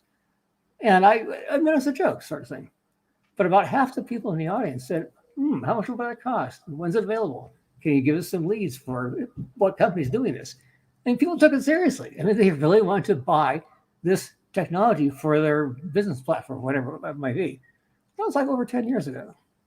And now I see companies trying to use emotional cognition engines to determine human behavior and response characteristics due to various kinds of stimuli, Right. like driving a car, for example. Right. This is already being done. This is a deliverable platform. Now, so if a computer, if software thinks, assumes, and feels that they are sentient, because if that's the case, they would certainly understand what the definition means at that point, right? Okay, so they would be able to call themselves sentient. I call myself sentient, right? Okay, so if you're at that level, does that mean that software has consciousness? Is it? Well, that's a pretty tricky one. I'm not qualified to really answer that. I think a lot of people are trying to figure out what consciousness even is. I'm not sure anyone has a real answer. Some folks have offered the idea, and I sort of look at this carefully, that consciousness isn't just in our brain. It's sort of like a field that we connect to. That our brain is more like a transceiver process, but it's really not the whole entirety of our consciousness, that we sort of interact with this larger realm of consciousness that our brain is like a central process engine for. That may or may not be true. And so nobody really knows the answer. But it might be that just levels of complexity lead up to the emergence of consciousness as the complex system tries ever more to become more functional in whatever it's doing. It develops a kind of consciousness, just like sentience becomes an emergent process. Consciousness probably isn't emergent, just probably, I'm just guessing, but that could be the case. Well, okay. So what is your belief? You kind of answered it there, but I'll ask the question directly. Well, is consciousness physical or non-physical? I don't have an answer. I'm not sure anyone does. I think it's a combination of both. Now, one thing I might throw in there just to make things more complicated, there's something called quantum cognition, which is a really fascinating area. And Dean Radin, who's a PhD in physics, and some other folks have been looking at this for a long time. I happen to live just a few miles from IONS, the Institute for Pneumatic Sciences, and it's kind of interesting because I've gone there a few times to listen to various lectures. I even presented there once. And the whole idea is there a scientific way to determine if we can connect to forms of quantum entanglement in our biological systems? And if that's the case, that would open up kind of a Pandora's box to determine what consciousness actually is or how it operates. And I make this point for a couple of different reasons. There have been a lot of studies that wanted to look at things like, could mass consciousness change a physical thing, that sort of thing. So there's something called the GCP, or Global Consciousness Project, and that's at Princeton. And what they've done is they've sprinkled random number generators all over the world, like lots of, so like a swarm of these things. Randomness is a very fragile mathematical field. It's always being threatened by potential orders, sort of permeate to the noise floor. So any radical change in randomness in a RNG system would indicate something has affected it. So what's interesting is the largest known example of lots of RNGs around the world suddenly becoming more orderly in their numbering process was 9/11. The second largest was the tsunami of 2005. Correct. There's a whole series of these that can be, the data is really quite clear, actually. Now, what's interesting about 9/11 was it started going off the charts about a half hour before the first plane actually hit. That is correct. So something is going on that transcends the four-dimensional, three spatial, one temporal dimension that we're sort of used to. There's other dimension sets which sort of parallel this, of which I think all of us have some kind of sensory cognition potential. And it's only in a rare few, it tends to be more female than male, that have this sort of expanded or magnified version of this. Is there a genetic marker for this? There could be. Now, what's interesting is it used to be thought that quantum entanglement could only happen in extreme cryogenic environments, liquid helium sort of thing, with specialized materials. Correct. Not so fast. It's now been proven time and again that quantum entanglement can, in fact, occur in living systems, both plant and animal. This goes back to the early 2000s. In fact, there's a whole science now, a PhD level science on quantum biology. I mean, it's a real thing. Yes. So that opens the door once again for, do we have some kind of biophysical platform in our brain or wherever it might be with this kind of quantum cognition? And if that's the case, that makes the seemingly impossible become, well, more possible. And that may be part of consciousness. And then you have somebody like Richard Dawkins will come along and say, dude, it's just some crazy form of psychosis, right? That this is all imaginary. And you're always going to fight because those that feel like they are part of some intelligentsia, that they are from a group of people that are smarter than you and I, and everybody else is just, have a retarded brain mechanism, not retarded as in the word, a brain that works backwards, right? And isn't balanced. And that's what they will say.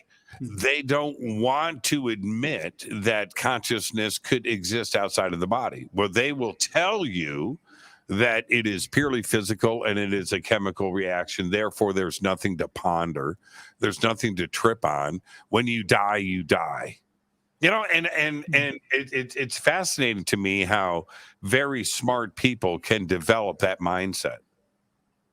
I would argue, slightly at least, that we, A, don't know all the answers, far from it, and B, now that we can show that quantum entanglement does in fact exist in living systems, that suggests strongly that we can interact with other sort of quantum entanglement events or processes outside of our physical being, that there really is a provable, if you will, connection pattern that can be shown. Now, how much of that plays into consciousness, group consciousness versus individual consciousness, that kind of thing, that's a huge area to explore. But I wouldn't close the door on the idea that consciousness is only a chemical reaction sitting inside our mind or our brain. I would be much more open to a further explanation of that concept. Now, sure, there's going to be physiological mechanisms that are part of this process. There's a number of models to show this could actually work. I tend to lean towards a photonic mechanism myself, and I can explain that in a few months. But whatever the argument might happen to be, there's going to be competing models for the physiological front end of that process. But yes, there is some kind of quantum entanglement mechanism that we're far from understanding completely. But we can certainly see evidence that it might be occurring. And another thing I might point out, if you go back to ancient times, just prehistory times, before the industrial age, when everybody lived really close to the land, people were much more connected to the surroundings. The world of nature was much more ingrained in their daily experience than it is for most people now. So they were much more sensitive to communication with other people, with animals, their surroundings, non-verbally. In other words, they could sort of tell or recognize what a thought pattern might be or what intention might be, that kind of thing, based on this kind of quantum cognition. And even in today's world, you might notice if you're walking out, this happens to me all the time. You're walking down the street or you're driving by in your car or something, and you look at somebody from a distance, like 2 blocks away, they turn around because they can feel they're being looked at. Now, what's going on with that? I mean, there's no physical explanation, but it does happen. It's very consistent. The other thing I sort of toss out there for thought is you've probably heard of the double slit experiment, where you can take coherent light from a laser, shine it through a pair of slits, and as long as it's not being looked at, it acts like a wave. But then if you start to observe it, it starts to look like particles, et cetera. There's this whole sort of quantum interaction with the coherent light that's being shined through the slits. This is just like one piece of a larger puzzle. So again, I think we're really far away from having any kind of determinate de facto, this is how it works, I think we see pieces of a puzzle, but it's a big puzzle with lots of missing pieces.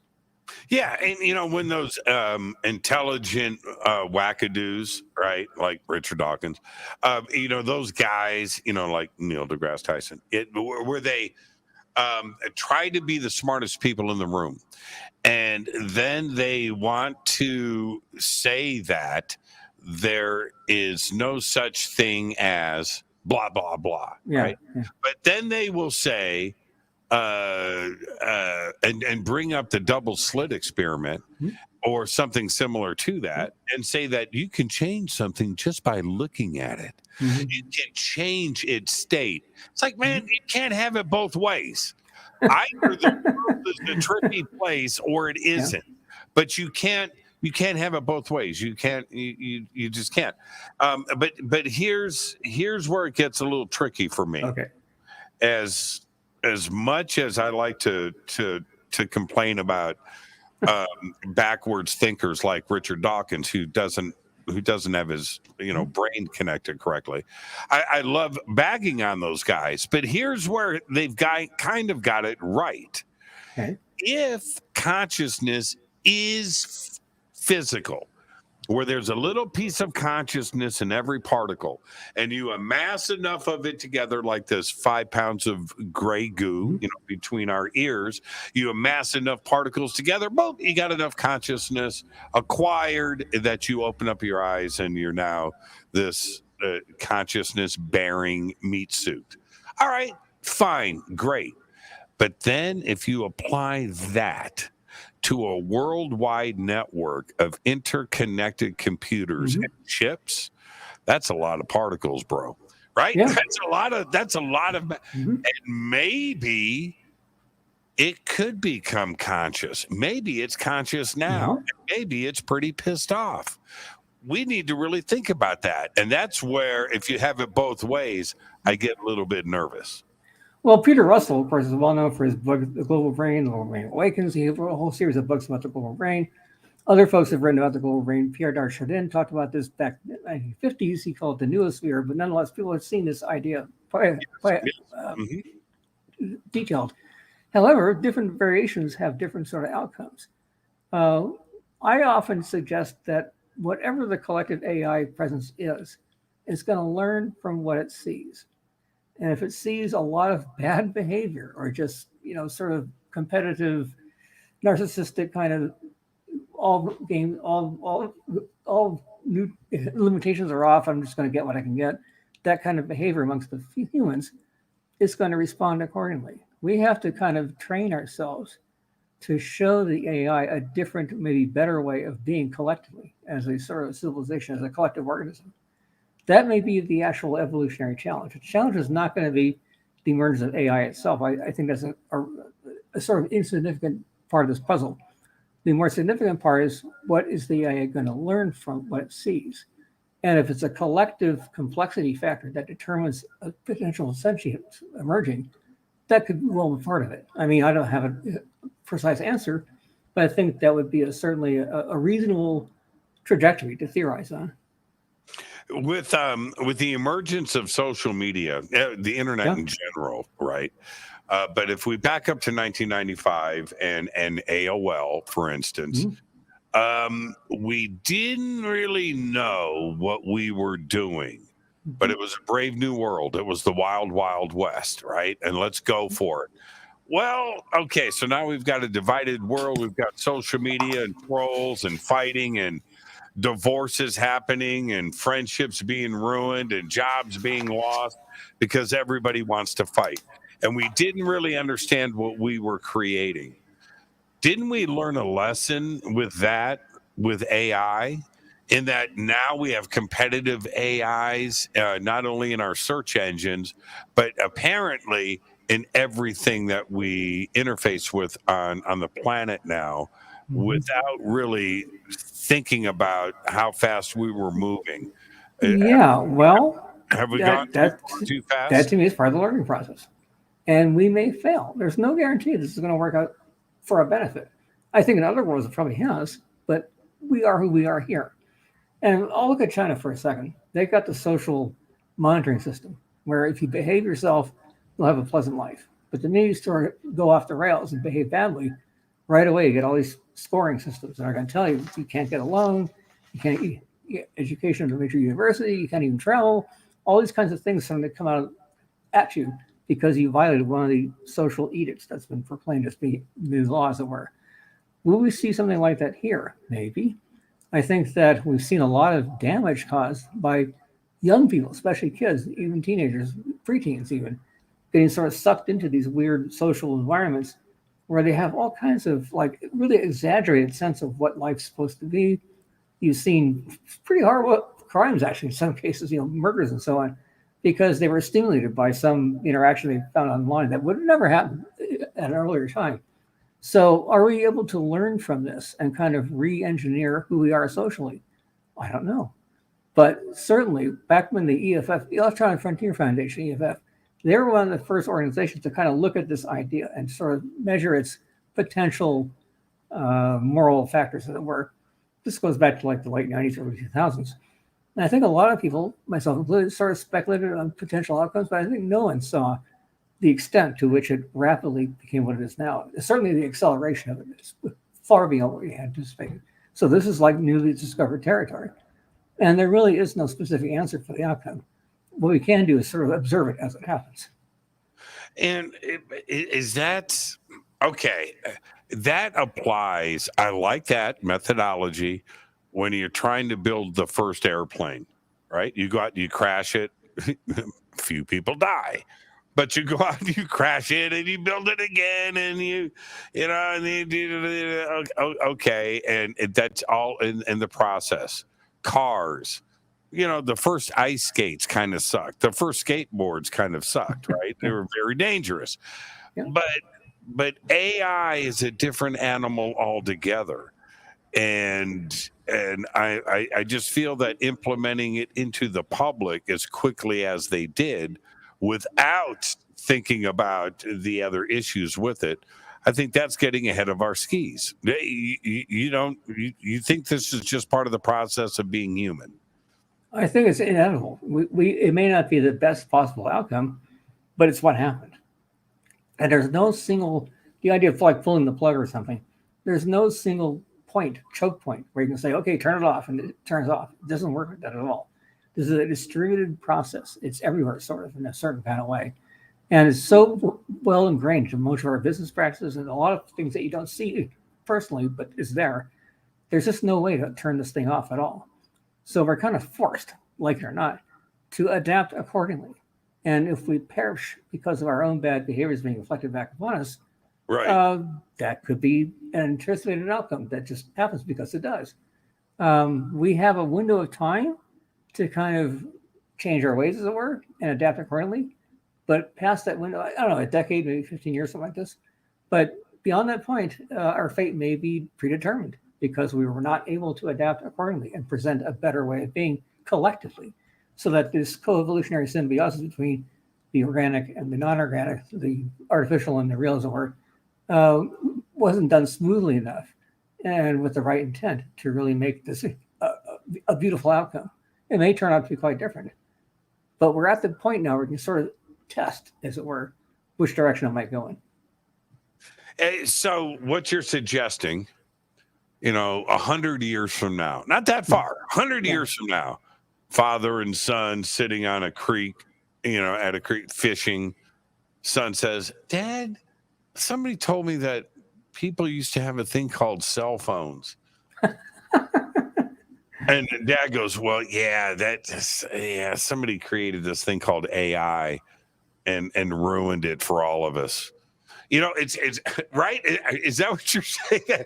That we're going to have to take the slap if this goes wrong, that there isn't a way to slow this down at this point? Well, I have another thought to toss in this salad bowl. Look at neural implants, or just say neural interaction between us and machine systems. Now, this is already being done in a big way. I have a story for you. I was in Hawaii probably about 10 years ago now. We went to a Costco. We were on the Big Island. Went to a Costco to get some food and some other stuff. Okay, fine. So while I'm there, I go to the toy section just because it was fun. And in there was the Jedi training system.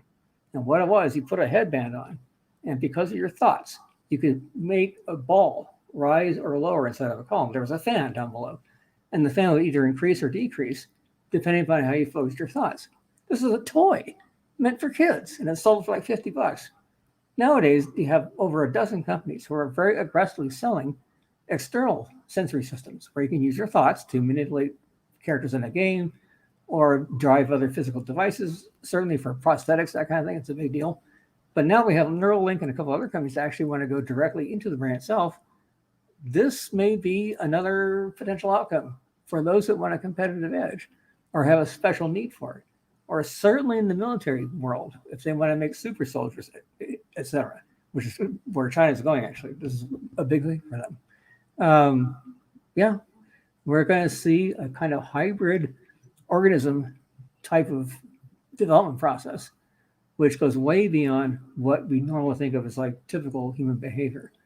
It may be engineered to have good outcome, or maybe engineered to have really bad outcome. But we're going to find out. Now, one thing that I had thought about, by the way, what if you could have drugs? And I didn't mean to get too far off of this, but what if you could have a drug experience where you just turn it on for like a half an hour or something and then turn it off?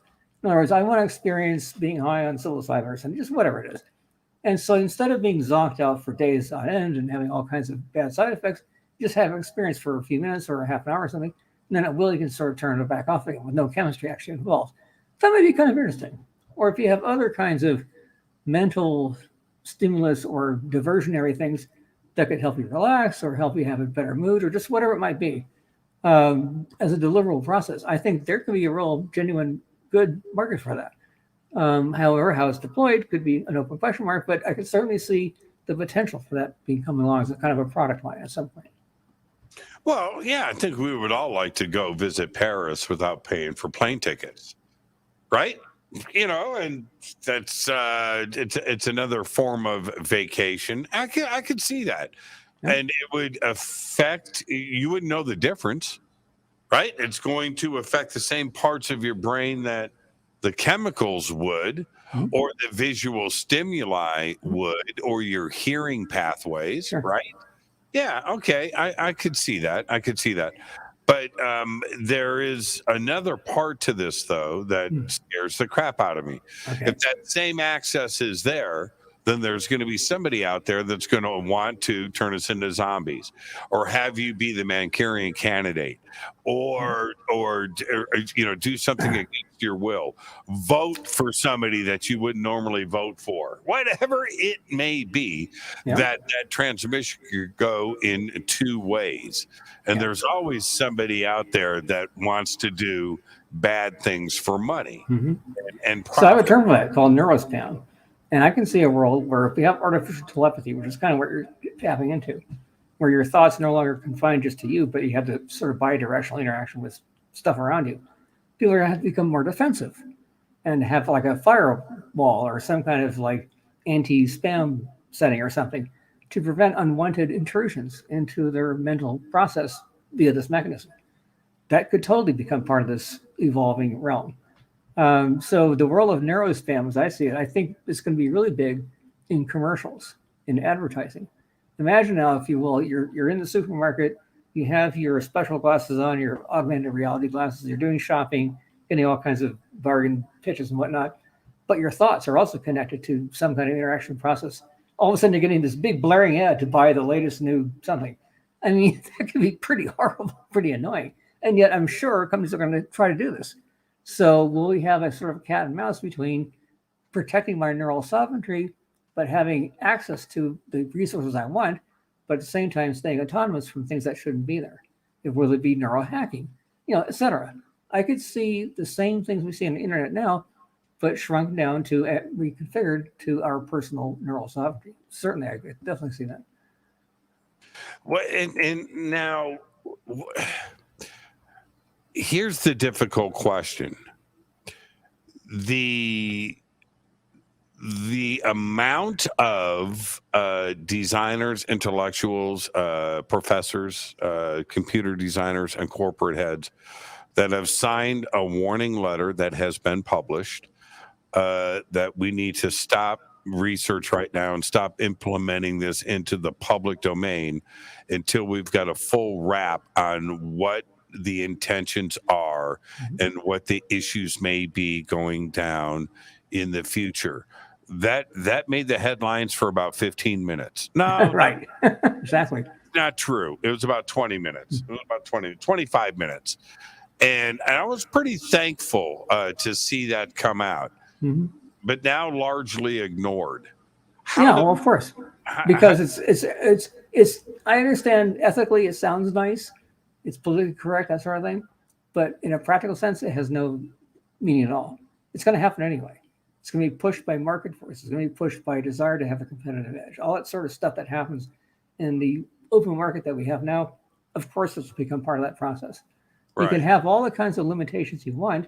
You could even, like I said earlier, you could even have regulatory protocols with certain confinements placed on AI and its uses. But how are you going to define that? Define the legalistically binding terms that decides exactly what type of AI and what the AI might do that violates some sort of predetermined protocol along those lines. That would be, I mean, it sounds nice until you sit down and try to work out the details. Right. It's like trying to hold water in a fishnet. Yeah, Yeah, it's just, I just don't see it happening. Yeah. It does. It sounds really good though, actually. Yeah, well, But it's never going to happen. But here's the thing, and I don't mean I'm not trying to be cavalier here. that's all right. Huh? But if we think about all of this and how this how do I want to say it? I want to say this without being uncool. In a way of moving forward. If the implementation is inevitable and there's nothing that we can do about it, do we have a fail-safe? Is there an off button? Should there be something implemented in all software, whether it's competitive, whether it's Google, whether it's Microsoft, whether it's DARPA or an insurance company, it doesn't matter. Yeah. That there is fail-safe code in there where we can go off. Well, I think the one area what probably really would be absolutely critical, the film war games or Terminator, whatever, where these supercomputers all sort of link together and decide on their own that it's time to start letting off nuclear bombs because they have to counteract the human behavior, whatever it is. In fact, there was even a movie called The Foreman Project, which was shot at Lawrence Lab, actually. That was like mid-1970s. But I mean, a lot of people have seen this and they understand. So, I mean, at a certain threshold, do we attach our launch codes and that kind of thing to an AI platform without having some sort of override protocol? I don't mean, to me, that's where the ultimate go, no-go decision boundary is. Yeah, so at least to that extent, I think we can have some kind of containment mechanism. But certainly in the larger field of like social interaction and sort of general public interaction with the AI platforms at all different types, I just don't see any kind of confinement mechanism that would really be functional. I mean, even if we had a law against AI platforms here in this country, you just go online to the cloud and some other country that supplies it. I just don't see that kind of thing really coming to pass. No, I need to know that somewhere somebody can flip, that little switch cover, right? And you flip it up and there's a button underneath it. Yeah. I know that we have that somewhere. Yeah. But here's we're going to do a little overtime tonight if you sure. mind. Okay. But here's the other thing. And this is where again it gets a little murky for me. Yeah. And it's this. So I know what a qubit is. Mm-hmm. I understand the basics of quantum computers. We're not going to get into that. I understand the basics of it. And I understand what designers and engineers have tried to allow us to understand how this process works, right? But the honest truth is nobody knows. That's the honest, okay? Nobody knows. Yeah. And so, yeah, we got a 1 and a 0, and we've got another that is on the other side of the universe in a parallel world. What? Yep. And what did you just say? And so they want us. Now, they don't believe in ghosts. Mm-hmm. They don't believe in the afterlife. They don't want to talk about consciousness. They don't want to talk about dead aunts and uncles, right? They don't want to talk about UFOs. They don't want to ponder anything. But they will tell you that a quantum computer works because of infinite parallel worlds going to your left and to your right, and that qubit is connecting and entangled with another particle, sharing its state at the speed of now. Right. There's no speed of light limitation. So Einstein called it spooky physics. He was doing what I'm saying. You understand my point, right? You do understand my point. Yeah, absolutely. Okay. So, I mean, just to kind of give us some examples, going back a few years, the whole idea of a quantum internet or a quantum network was being proven to be a doable thing. There are examples, for instance, where we had a station on the ground, a satellite overhead, or a plane flying by, whatever it was, and we could have a quantum entangled pair of photons. One photon would rotate, the other would rotate exactly the same way, with no delay at all. No speed of light, transit time, nothing. Just instantaneously the same way.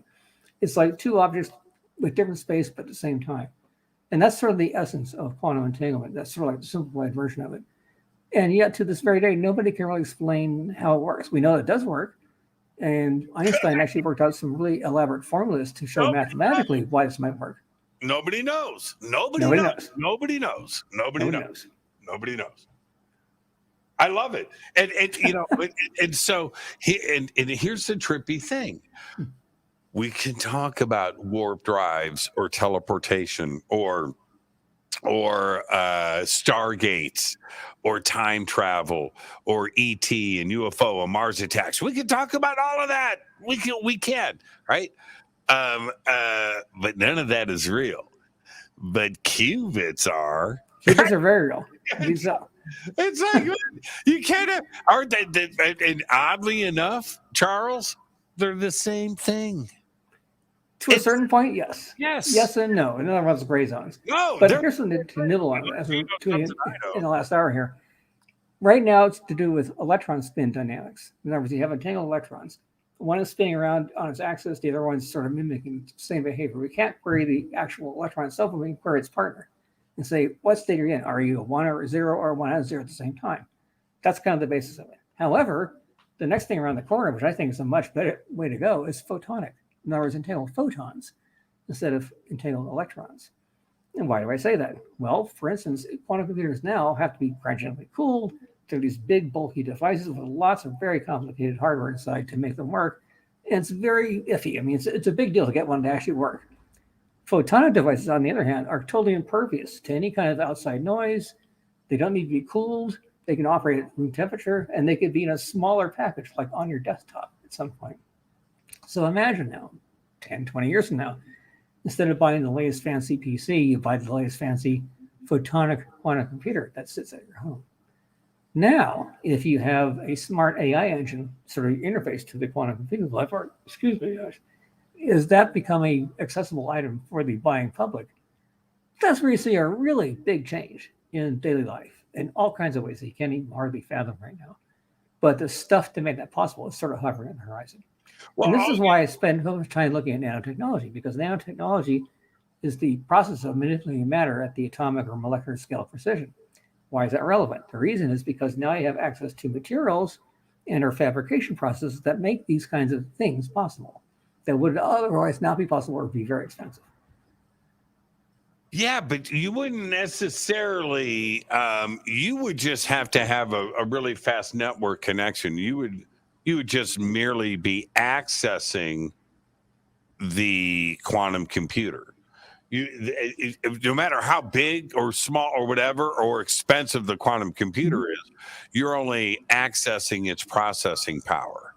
So, yeah. Well, not quite. So in the world of quantum telecommunications, I'll put it that way, as you probably know, people spend huge amounts of money to buy their trading computers, the platforms they use to trade on the stock market, closer as they can possibly get to the backbone, which is actually feeding the trading process.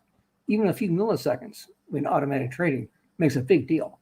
So where you buy your hookup point on the backbone actually translates to big money. However, if you went to quantum teleportation or quantum communication process, that makes no difference. You could be halfway around the planet and have the exact same access that somebody next door would have. There'd be no time delay at all. It'd become totally superfluous. That would radically change the whole idea of stock trading and trading in general, these open exchanges. That in itself has an enormous financial implication to it. But wouldn't that be a way to look at the cost-effective side of this? I can understand the chip building of qubits and the scaling up and scaling down. There's scaling in both ways to get these things to process, but because they process, enough to be usable, but they process so fast, you don't need chipsets like we need today, right? It's a different animal altogether. Well, yes and no, once again. No, it is. You do need hardware to actually run this process. Now, the hardware may be quite different than the hardware we see on typical integrated circuits. But if you took a typical quantum computer now, opened it up and actually pulled the giant canister out and see what's in there, you'll see chips. The chips are a bit different, but they're chips. They're still Yeah. integrated devices with all these sort of funnels going into them. You're They're also actually, well, it's a long story. They use microwave to stimulate the chips and all this kind of stuff. But the point is, there's still a lot of hardware, a lot of very small integrated pieces to this puzzle. You're also a mind reader, by the way. You keep answering my questions before I get to class. It's my quantum entanglement. It is quantum entanglement, but that's exactly my point. If that's why you would almost need a central quantum network. You couldn't have a quantum computer in every single home. There's no way that the electronic that metal, right? The process can handle those kinds of data requests. You're still limited by the physics of a chipset, of a board, of a power supply. You're limited to all of that, including the pipelines to share information. Well, not exactly, because in traditional chips, in traditional computing, you have a bunch of transistors, and you're trying to either pull or push electrons from one valence to the next. You have holes going away, electrons going the other way. This is standard stuff. And no matter how fast you drive the clock speed, at some point there's going to be sort of a stop point. I mean, now that we're using gigahertz as a sort of a standard, back a few years ago, it was like megahertz, et cetera. But the devices heat up. There's a lot of other problems with this, electrical noise and so on. So you can only push physics so far with that kind of a model. However, it's a completely different model. I mean, very, very different. And if instead you're trying to push and pull electrons through adjoining valences of this semiconductor material, instead you're looking at electron spin as individual electrons, rotating on their axis. That's a completely different kind of engineering requirement. So they're not really hit with the kinds of standard limitations they would have with traditional computing platforms. And furthermore, if you went to photonic devices, the process of entangling photons is much less demanding. Very tiny amount of energy is required. The quantum computers now do actually suck up a lot of energy to make them work. The photonic ones, almost no energy, really. It's amazing the differences. And that's kind of why I was leaning towards this idea that if it got to the point where photonic devices became more common, the limitation then would be how fast can you get the information from your desktop QC to out there in the world somewhere? Would it make a difference? Would it matter? For a lot of applications, no, it probably wouldn't matter at all. But for mission critical applications like stock trading, for example, yes, that's where you'd probably use a photonic linked, quantum entanglement mechanism so that the information at one side of the portal would be exactly the same at the exact same time at the other side of the portal, like if you're doing a trade. That would be a different kind of world. But yes, that's exactly what would happen. So I think it's a matter of who wants to pay for what. In other words, if you're in the world of trading or something else that requires real-time processing, you can have that available. But I think for most ordinary people, it probably wouldn't be relevant or necessary to pay for it. Now, I need you to answer this question. Okay, I'll try. Okay, so there are some physicists that will say you can entangle two particles by observation. Okay, that's pretty nuts. And then there are other processes involved. In a quantum computer and qubits, how is the other entangled particle to allow the chip to run and process information?